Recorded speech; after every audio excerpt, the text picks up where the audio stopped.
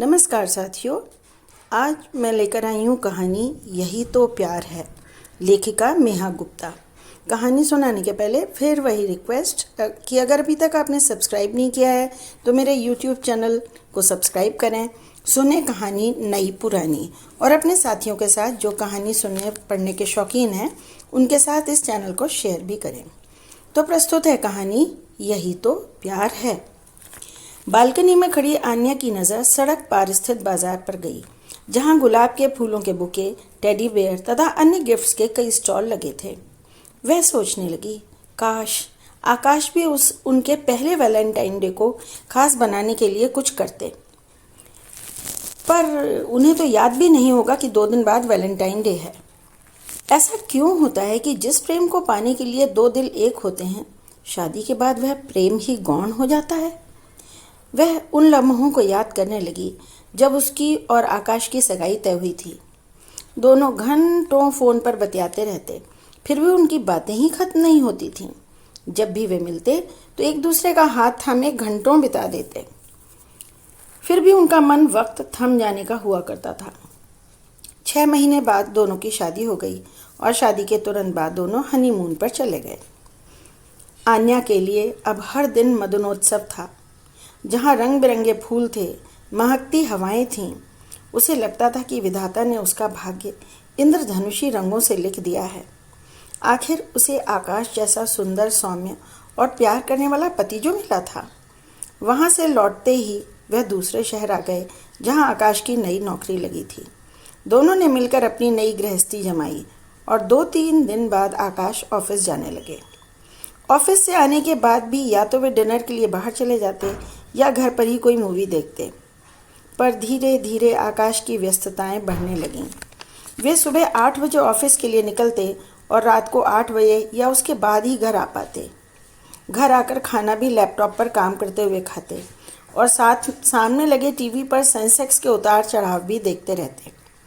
आन्या कुछ कहती तो भी हाँ में जवाब देते, पर नज़र स्क्रीन पर ही रहती। उस दिन आकाश घर आए तो उस समय भी उनका फ़ोन चालू था और वह आते ही बिना कपड़े बदले ही लैपटॉप लेकर बैठ गए। आन्या कुछ कहती उससे पहले ही बता दिया, अमेरिकन डेलीगेशन के साथ मीटिंग चल रही है, प्लीज़ बीच में मत बोलना। आन्या बस कसमसा कर रह गई और खुद से ही सवाल करने लगी, क्या यह वही आकाश है जो शादी से पहले उसे एक पल के लिए भी अपनी नज़रों से ओझल नहीं होना देना चाहते थे, और अब वे मेरी ओर आंख उठाकर भी नहीं देखना चाहते। 12 बजे मीटिंग खत्म कर आकाश कमरे में आए तो वह झुंझला उठी थी। जब मेरे लिए तुम्हारे पास वक्त ही नहीं था तो शादी ही क्यों की? मैं ये सब हम दोनों के लिए ही कर रहा हूँ आन्या, जिससे हम एक अच्छी ज़िंदगी जी सकें। तुम भी चाहती हो ना हमारा खुद का एक घर हो, हम फॉरेन ट्रिप करें। कुछ पाने के लिए कुछ खोना तो पड़ता है ना आन्या। पर वह तो आकाश में उस प्रेमी को ही ढूंढ रही थी जो पति की जिम्मेदारियों तले दब गया था। ऐसा भी नहीं था कि आकाश को उसकी परवाह नहीं थी। उसकी छोटी से छोटी ज़रूरतों का ध्यान रखते, जो मांगती दिला देते। सुबह ऑफिस जाने से पहले नाश्ता खाना बनाने में मदद करते, मशीन से कपड़े निकालकर सुखा देते। शाम को लौटते तो कुछ ना कुछ फल आदि ले आते। घर की अन्य ज़रूरी चीज़ें और राशन की खरीदारी रविवार को ही करवा देते। उस शाम आन्या को तेज़ बुखार था। वह दवाई लेकर सो गई थी।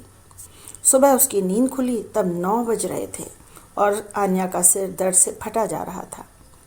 वह पास ही टेबल पर रखी बाम लेने लगी, तभी अचानक किसी के स्पर्श से वह चौंक गई।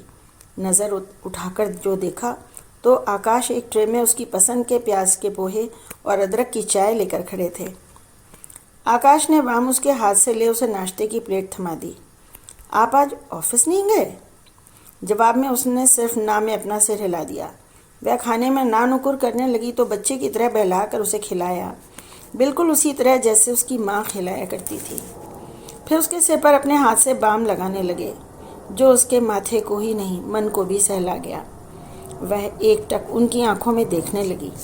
उसे एहसास हुआ कि रात दिन अपने साथी के सामने आई लव यू की माला जपना या उसकी तारीफ में कविताएं गढ़ना ही तो प्यार नहीं। आज उनकी आंखें, उनका स्नेह, उनकी परवाह बिना कुछ कहे ही कितना कुछ कह गई थी। वह गलत थी। जिस प्रेम की तलाश में दो दिल एक होते हैं, शादी के बाद वो प्रेम गौण नहीं होता है। समय के साथ बस उसका रूप बदल जाता है। ज़रूरत होती है अपने दृष्टिकोण को बदलने की और उस अनकहे प्रेम को महसूस करने की। बस फिर तो अपने साथी के साथ बिताया हर दिन वैलेंटाइन डे की तरह खूबसूरत लगने लगता है। तो साथियों, ये थी मेरी एक छोटी सी कहानी। यह प्रस्तुति आपको कैसी लगी मुझे अवश्य बताइएगा।